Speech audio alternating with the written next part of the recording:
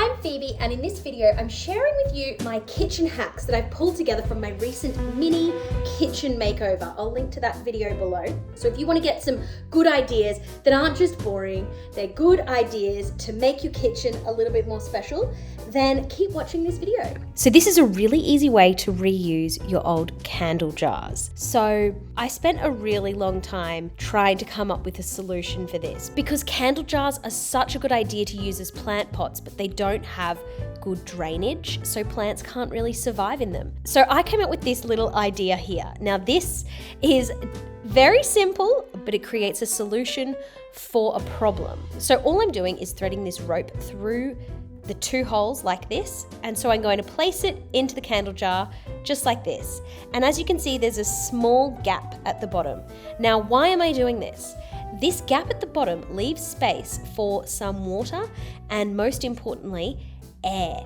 This means that I can now use this jar as a plant pot, and not just any plant pot, it is actually self-watering because of that wick there. This means that any water will drain right to the bottom and will allow the plant to drain fully, and then as it needs more water, it will wick the water back up as it needs it to the soil and to the roots so the plant can grow. So I've been using these for ages and they work perfectly well, and it just enables you to use your cute little candle jars. So I thought, why not make a few extra and sell them so that other people can also convert their candle jars into little self-watering pots. So I'll leave it linked below if you're interested, because I know what it's like to have a bunch of used candle jars that are just looking for a second life. So the next thing is also in this same area. This is something that I found on Amazon. This is to solve the problem of the ugly soap dispenser. And it's something that works quite well with what I've already got going on here, which is these herbs in terracotta pots. So this little soap dispenser is not your regular soap dispenser. I got this one on Amazon for a very specific reason, and that is because you can pull out the insert from it. So what I'm doing here is I'm just putting this soap dispenser into the pot and then taking my plant and just sort of shoving it in around the edges, doing my best to just make it sort of fit in around it. I do think it would probably look better if you grew these from scratch in this position, because this is kind of like shoving what's there around the edge. But if you grew them from seed, it'd probably look even better. So I think it looks really cute. The good thing about this is you only need to do it once. So I've got everything in its position, and now anytime I need to refill that hand soap, I don't need to disturb the soil and everything that's around it. I can just pull out the top and the outer casing of it stays in the soil. I love trying out a new recipe, but what I don't love is having all these cookbooks, and then you've got things that you saved on TikTok and things that are on Pinterest and things that are on YouTube, and they're all over the place, and you never have like just one place of where your recipes are. Now yes, you can just like make a book where you write all your favorite like greatest hits recipes, but I don't really like cooking with a book. I always get scared that I'm gonna ruin it or something with all like the cooking mess. And I also don't really like looking at my phone like the whole time you're cooking. Like I don't wanna have to keep like stopping and unlocking my phone and then looking at like the thing that I'm trying to see. So I've been trying to think about like, how can I consolidate my recipes and get them in a way that works for me. Now, one thing that is almost perfect is like HelloFresh and all those things. When you get a recipe, they give you the recipe card. And I like that. I like cooking just with the card. But my criticism of them is that you have to keep flipping it, which is like, this is a first world problem. But I like to look at the whole thing. So my solution to that so far has been this little like planner, basically. I'd love something with a bit more personality, but it's doing the job. And what I do is every time I have a recipe that I just like think is absolutely delicious and I want to keep this and I don't want to forget about it, I put it in a little card. So I've got these plain like greeting cards, and you just fold them in half, and then this is what I use for my recipes. So this still enables me to have whatever I want. If you have it from a magazine, you can cut it out. So some of these I've like got printed out text, and then other ones I've like handwritten, and you could do drawings, whatever. Like it could totally be like a bit of a scrapbooking fun thing, but it allows you to make it whatever it is. The other thing that I like to do is I do it with a photo of when I've made it. So this is actually something that I made. And it's never as good as the one, you know, in the cookbook or whatever, but it's real, you know? This is actually what I've made. This is actually what it's gonna look like. And like some of them look quite good. So I like to keep it like this. Miso chicken is very good, but I really like keeping it and having the images of the things that I've actually made. So when it's time to cook, you just go through it like a book and just pull out the one that you want to use, and you can see what it's going to look like. But when you're cooking, you don't care about that image. You just want this information. And like this one only has it on one side, but some of them I use both sides. So the only pain about this little situation I've got going on is getting photos printed is such like, it's just so annoying. Like you got to go to the shop, always takes longer, or you order it online and it's just like, you know, and like who wants to engage in a printer? So I have bought this new little thing that I'm testing out. I think this might like encourage me to make these more often. It's a little printer. This is the whole thing. It doesn't need ink. You just buy inserts for it. And so I'm doing this Greek lemon chicken. So this is what I made. I printed out this. I literally made this. This is my photo from the other night. And so I'm gonna stick these on here, and that way I can just print this out like anytime, one at a time, you know, because that's the other thing with printing is that you go, oh, I've only got 2 photos that I need printed. Like, what's the point in doing it for that? Whereas this, I can just keep and print it one. I can just print one if that's all I feel like printing, and like make the thing, add it to the book, keep it moving. But that's not the only thing that I've got going on. So I did a lot of research because there are a lot of brands that make these types of things, which just generally, if you want to print a photo, this is so much better than engaging in ink. Ugh, who wants to deal with printer ink? It's such a nightmare.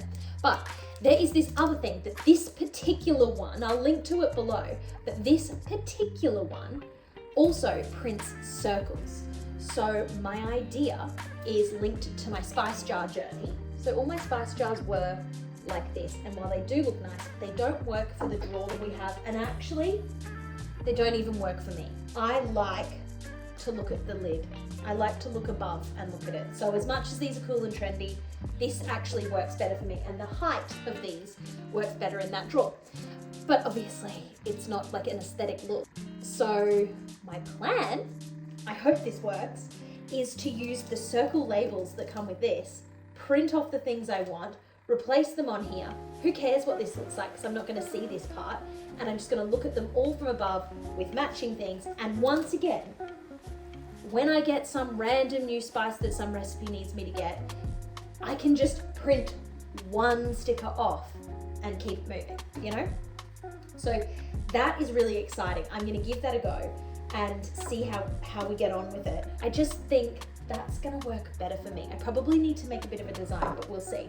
But in the meantime, I'm just gonna make this. This is Greek lemon chicken. If you wanna know about this recipe, this is the book that the Greek lemon chicken came from. See how much better her image is than mine? This really delicious, highly recommend. Highly recommend this book in general. I've cooked most of the things in it.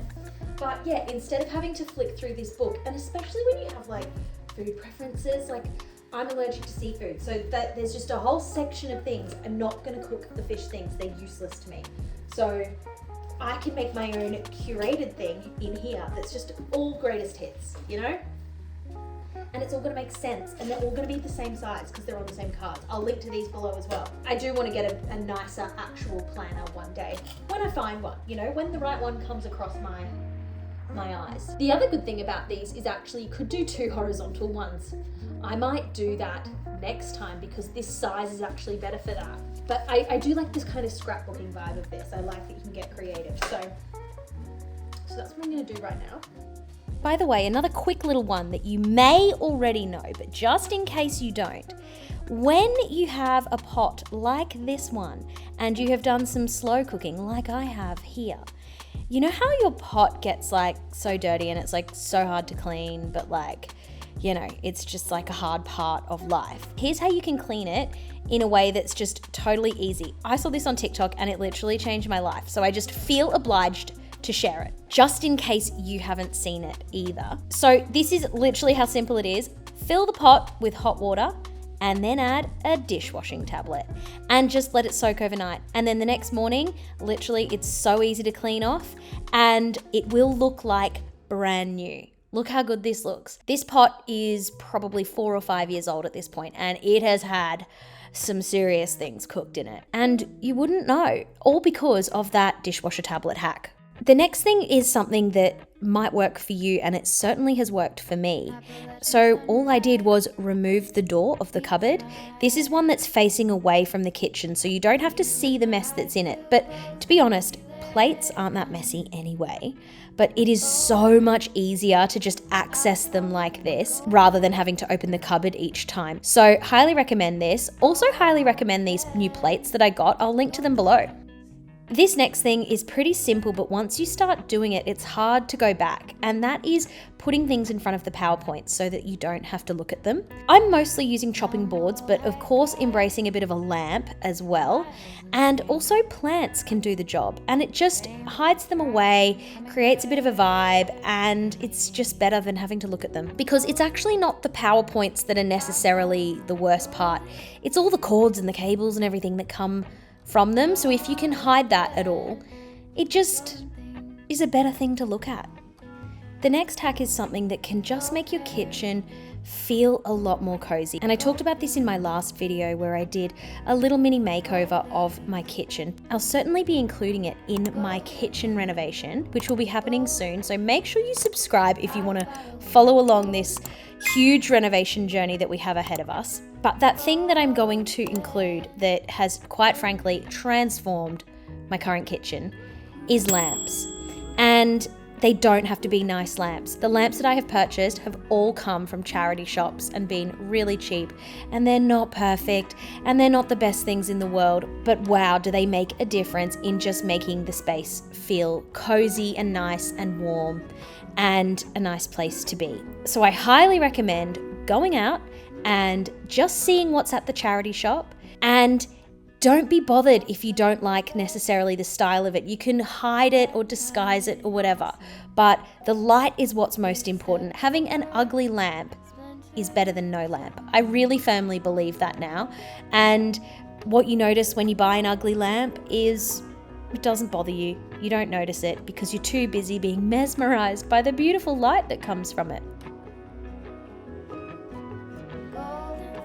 So that's it for now, and I'll see you in the next video.